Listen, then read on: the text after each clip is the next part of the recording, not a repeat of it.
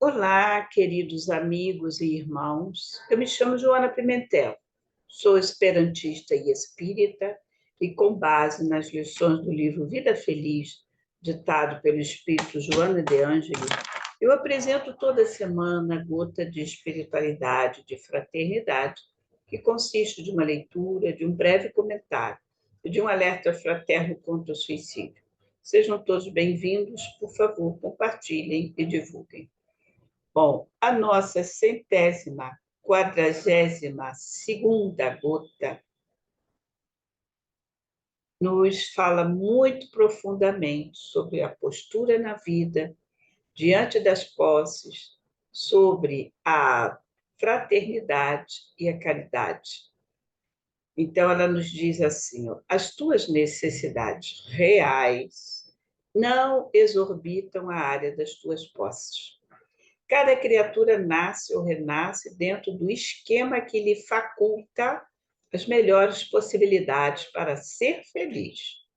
A inconformação e a rebeldia, porém, normalmente armam o indivíduo com ambição e violência, que geram estados desditosos, mesmo quando ele consegue acumular excessos e quinquilharias, a que atribui valores relevantes exagerados. Nunca faltariam os recursos para a sobrevivência humana caso não houvesse nos corações o predomínio do egoísmo, da avareza e do desinteresse fraternal. Então, gente, é uma reflexão assim profundíssima nessas poucas palavras. Então, ela fala aqui o que é a nossa necessidade real. É aquilo que nós, a condição que nós nascemos. Ela diz que cada criatura nasce ou renasce dentro do esquema que lhe faculta as melhores possibilidades para ser feliz. Nossa, mas aquele fulano nasceu numa família miserável. Mais uma vez eu vou ler. Dentro do esquema que lhe faculta as melhores possibilidades para ser feliz. Então, é ali que ele precisa passar, viver. Ah, então a gente larga para lá? Não. Lá no final ela vai falar por que é que o homem ainda sofre. Vamos sofrer muito enquanto essa ficha não cair, que é a da solidariedade, que é do trabalhar em nós o egoísmo, a avareza e a exorbitância, porque a gente come, tem pão com manteiga, mas fica sonhando com o pão com queijo e o pão com presunto, sonhando. Aí bota a felicidade aonde é o nosso desejo, mas não é a nossa necessidade. É bem diferente. O que você precisa e o que você deseja, que é onde começa todos os males. Né? Então, ela diz aqui que a inconformação e a rebeldia, ou seja, eu tenho pouco manteiga, mas eu queria pão com queijo. O que é isso, gente? Inconformação e rebeldia. Um exemplo bem simples, tá? Mas eu estou falando daquele que mora numa casa simples, daquele que até mora numa casa luxuosa, mas não está satisfeito, não com a casa, mas não está satisfeito com a sua condição de vida. Queria morar em tal lugar, em tal e tal. Tá? Então, é nosso desejo, independente de classe social, independente de vamos dizer, de origem, né? Tanto social quanto material. Tá?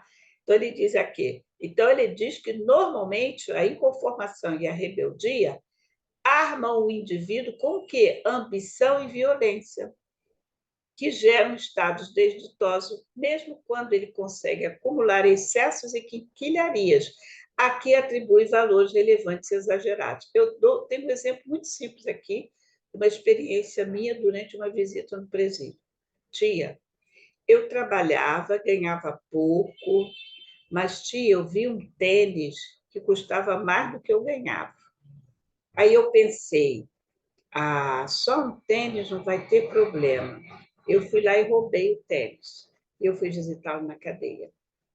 E aí, foi ele que falou, não perguntei, não sabia do motivo dele estar ali. Tá?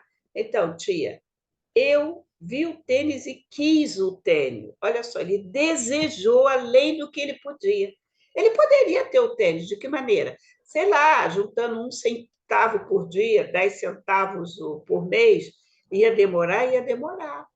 Mas ele teria que roubar para ter o tênis? Então, exatamente ilustra isso que ela falou aqui, a inconformação e a rebeldia. Ele queria o tênis, então ele foi e roubou. Ele achou que roubar um tênis não ia dar nada. Mas você sabe, né? Pobre, sem recurso, ele está na cadeia. Tá bom? Então, me marcou muito isso. E agora eu lembrei dele, justamente porque foi isso aqui, ó. Tá? Porque e ela ainda vai além, ó. Mesmo quando ele consegue acumular excessos e quinquilharias, aqui atribui valores relevantes exagerados. Né? Então, você vê, o Chico mesmo conta uma história, foi um casal que foi até ele, porque entraram na casa deles e roubaram uma joia, diz que era um valor lá. Eles foram lá o quê? Chorar, lamentar, perdi a minha joia querida.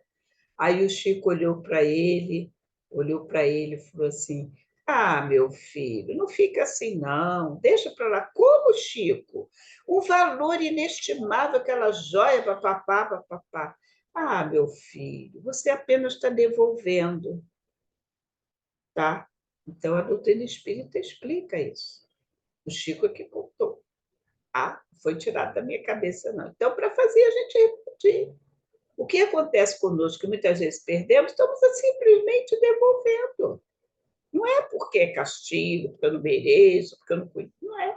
Tá? E a gente dá o excesso, olha aqui, ó, excesso e quinquilharias a que atribui valores relevantes. Para aquele casal, aquela joia era tudo. Valores relevantes, exagerados. Ele precisava daquela joia para comer, para dormir. Não, estava guardado. Tanto que o ladrão foi lá e pegou. Então, nunca faltaria. Aí vem, vamos dizer, a chave de braço, como costumo dizer. Nunca faltaria os recursos para a sobrevivência, caso não houvesse nos corações o predomínio do egoísmo, da avareza e do desinteresse fraternal. Não é o que a gente vê hoje, no dia a dia? Você olha para a sua vida. Às vezes, eu sento e falo, meu Deus, eu tenho tanto. Tá?